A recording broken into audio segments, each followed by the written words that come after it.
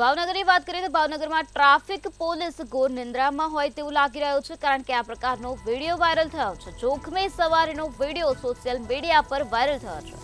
Traffic police અને RTO ઘોર નિંદ્રામાં જોવા મળ્યા છે. આઈસર ટ્રકનો વિડીયો સામે આવ્યો છે. અગાઉ આ જ રોડ પર રંધોડા પાસે અકસ્માત સર્જાયો હતો. તો આ અકસ્માતમાં 30 થી વધુ લોકોના મૃત્યુ નિપજ્યા હતા. તંત્ર બીજા અકસ્માતને નોતરું આપી રહ્યું છે તે એક મોટો પ્રશ્ન અહીં જોવા મળી રહ્યો છે.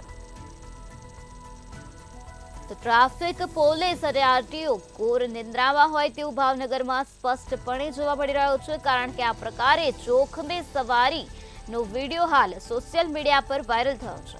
તો આઈસર ટ્રકનો આ વિડીયો સામે આવ્યો છે, જેમાં અગાઉ આ જ રોડ પર રંધોડા પાસે અકસ્માતની ઘટના બની હતી.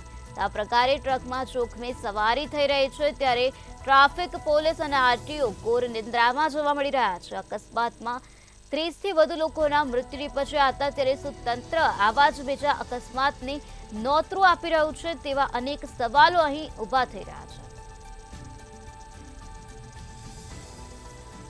આ પ્રકારે જોખમી સવારીનો વિડીયો સામે આવ્યો છે અને આ વિડીયો સોશિયલ મીડિયા પર તીવ્ર ગતિથી વાયરલ થયો છે.